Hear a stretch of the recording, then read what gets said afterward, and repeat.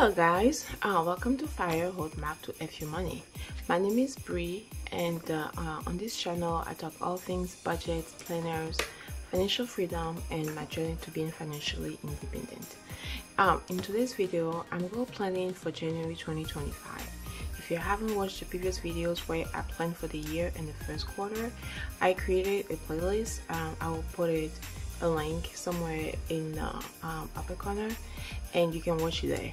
So like I said in my previous videos, when it comes to goal planning, I always take like the SMART approach: specific, measurable, achievable, relevant, and time bound.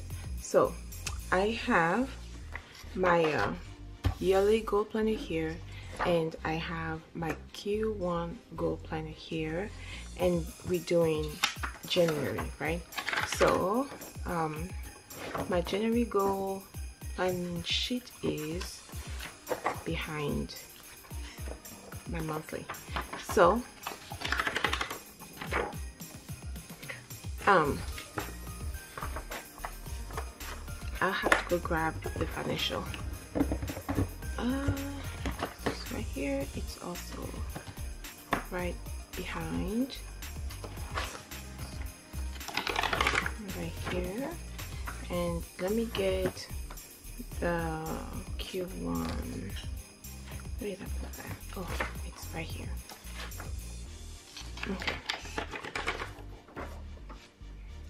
Okay, then let's put the planners aside. Okay, so I have all the sheets that I need to do my monthly. I kind of already prepared like the numbers and each goal, and I put more detail on this note sheet here. So let's start with the first one. So the first one for the month is going to be the financial goal. So the goal here, the first goal being the personal finance goal, max out all account and save. Okay, so I'll just put max out all account, and by maxing out I just mean the maximum allowed within the time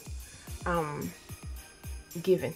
So the first one, the first action step will be, I did all the math, so I already know how much I need to contribute to max out all the accounts by year end. So I need to contribute 1,523 towards my 401k,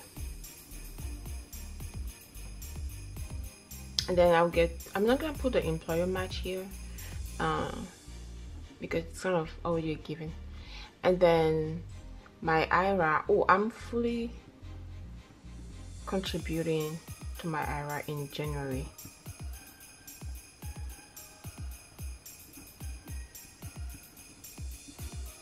So I don't want to move the money in December, because then it's going to affect my net worth for the year end. So I'm gonna wait until the 1st to transfer to my Fidelity account. So, and then the third one is my HSA contribution.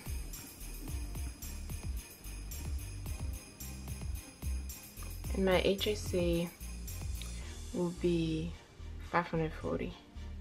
And the reason why it's 540, my employer give us $500 allowance per year, and the first half, which is 250, hits the HSA account in January, while the second half of 250 will be in July. So it's 540, but technically I only have about 290. Yes, 200. Is it? Hold on. The year is 4,300 minus the 400 that he's doing divided, that my employer is doing, divided by 26. 146, and then I have 2 pay periods in January. 292. Okay, so yeah, 290. I guess I was trying to be safe. Oh, just rounding up things. Okay, so 290 is my HSA contribution, and I'm going to put the 540 in parentheses, just to know that this is the amount with the amount including the employer's match or the employer's contribution. And then savings challenge. I don't know how much I'll be able to contribute to the savings challenges, so that's why I'm not going to put any amount here, but I do know that I'll be stuffing my envelopes. So yeah, so this is the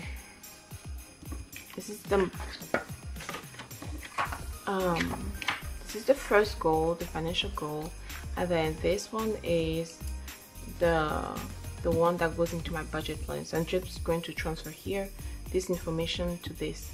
So start dates 1/1/2025, and then due date is 1/31/2025, and then the goal is just, I think this is just going to be the main goal throughout the year, just maxing out all my accounts. So action steps is to contribute. I need to set myself a reminder to change my contribution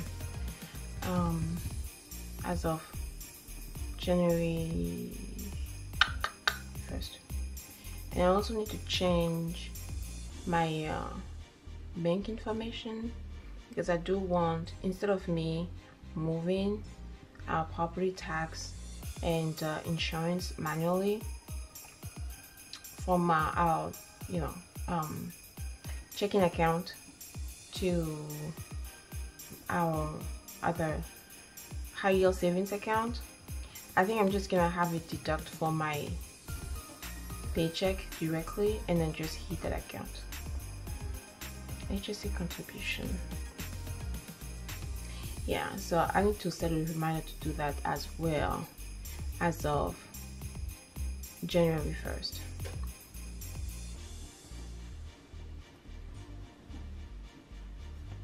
Okay, and then savings challenge.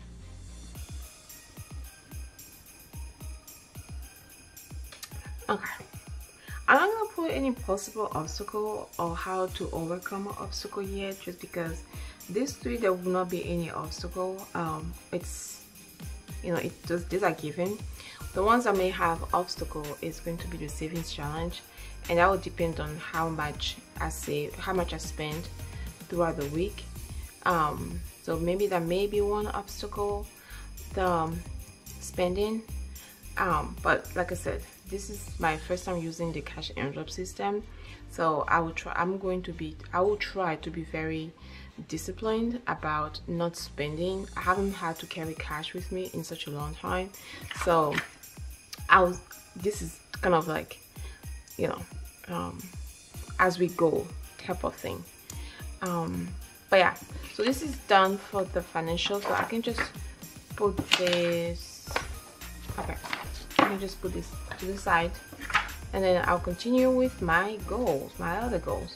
The second goal is destash project, and destash challenge, and 1 project a month. So I think in January, I'm just going to focus on the destash challenge.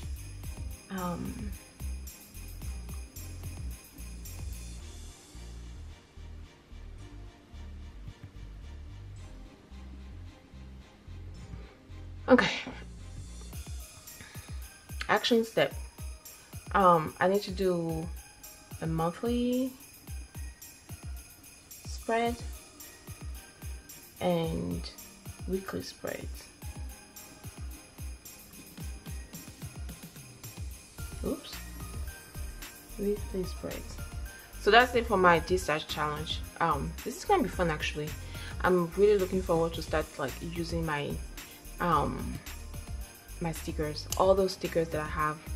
And I did go ahead and bought one neutral planner from the Happy Planner, and I had to do like 2-day shipping so I can get it before the 1st. So I think it should be delivered, I believe, on the 31st, December 31st. So that'll be exciting to kind of start working on my destashing challenge. I could have gone to Michael's, but I was checking on their website and they didn't have any like neutral planners per se. So, and same with Joann's, they didn't have anything. Okay, cool. So my third goal is to relaunch. I'm not gonna put with the real estate here because the real estate, the savings is just automated. So my third goal will just be about a relaunch of my soap business. Wait, so the third goal,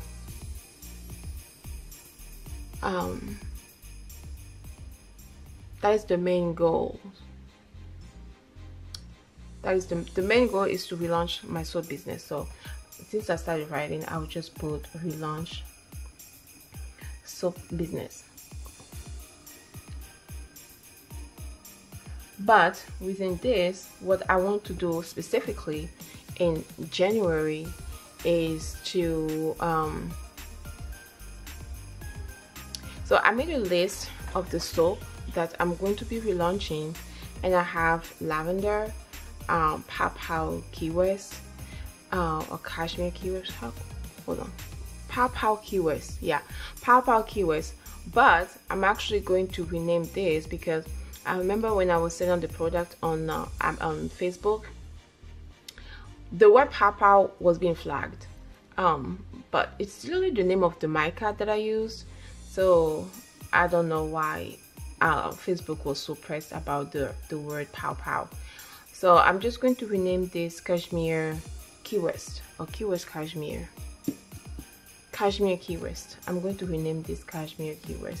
And Cashmere is the fragrance oil that I'm using in the soap, and Keywest is also the color. I use 2 different mica in the soap, F.I.R.E and Keywest.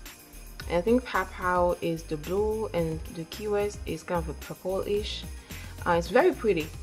I will put a picture of what it looks like somewhere on the screen, and so you can see how the Cashmere Keywest is going to be looking like.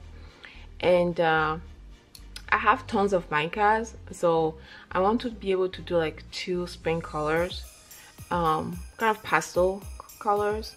So I need to decide which one I want to use and what to name it. And I'm also going to be, I didn't put this here, but I'm also going to be relaunching my activated tea tree charcoal, no, activated charcoal tea tree soap. That's a really long name. I should probably just call it activated charcoal. Oat milk soap. The oat milk is scented, and the unscented version of the oat milk is the honey and oats. And all the soaps are extremely gentle and moisturizing, but they still have the cleansing properties. It took me kind of a while to develop my formulation. Soap making is it's both chemistry and an art. Basically, you get soap by saponifying oils and butters.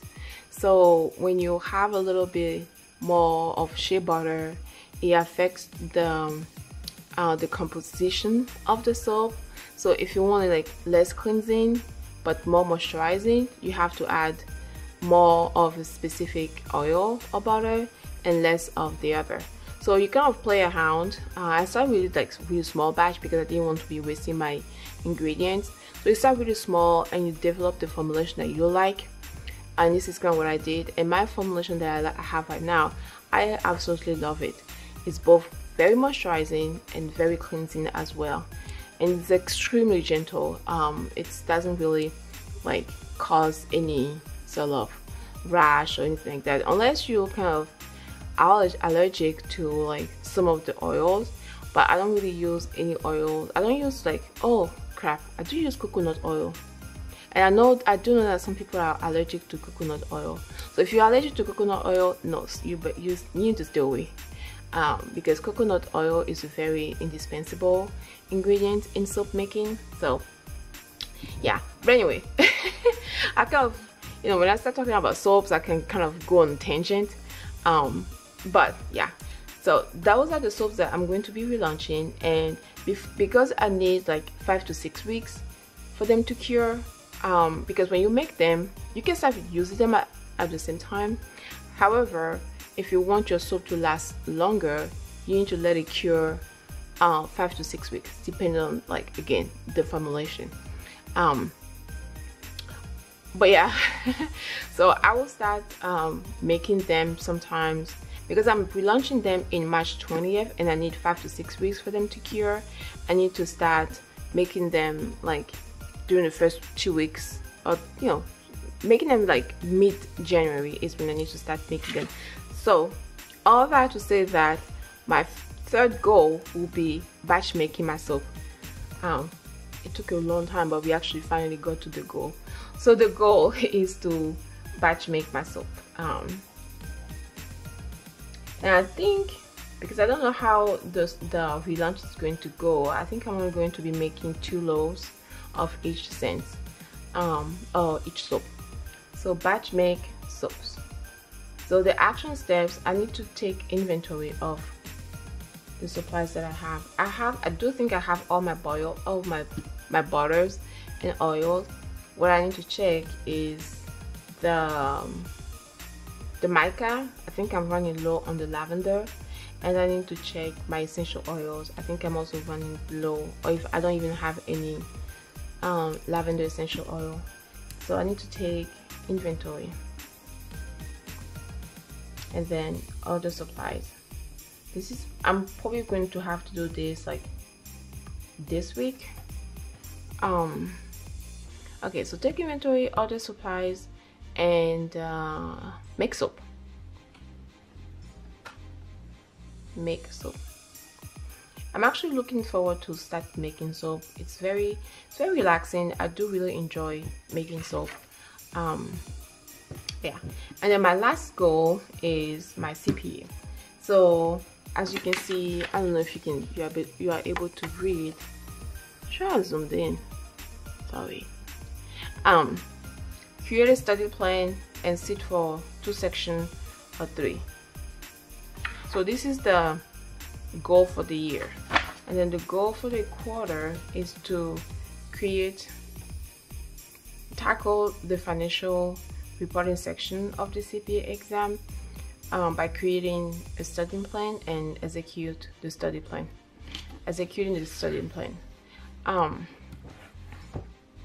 So I did actually go and create my study plan, because I wanted to see what I needed to do in January.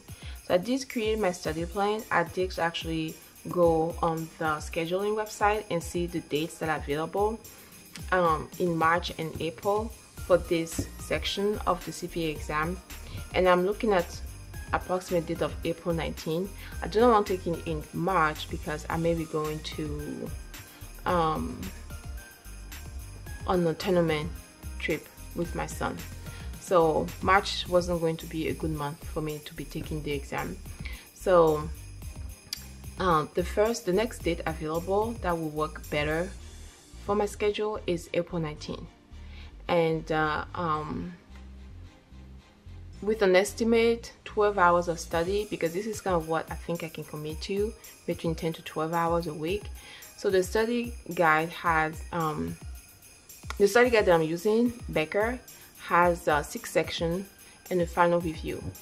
So the 6th section is like F1 all the way to like, is it 6 section or 4 section? No, it's 6 section. Yeah, F1 to F6. You know what? Hold on. Let me grab my study book.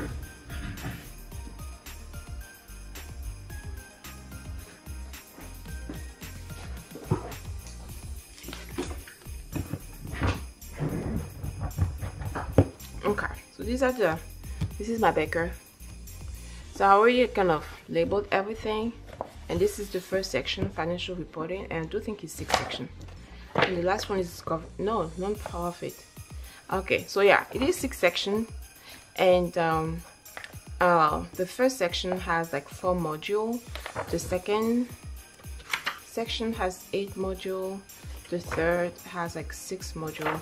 So I created my study guide, and in January, what I have to do, I need to study from the first section all the way to the third section, module 6.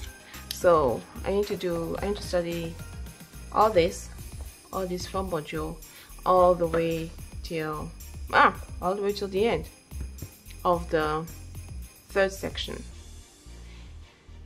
Yeah. Ooh, this is a lot of studying. So basically I need to study the first 3. Becca, what kind of study guide is that?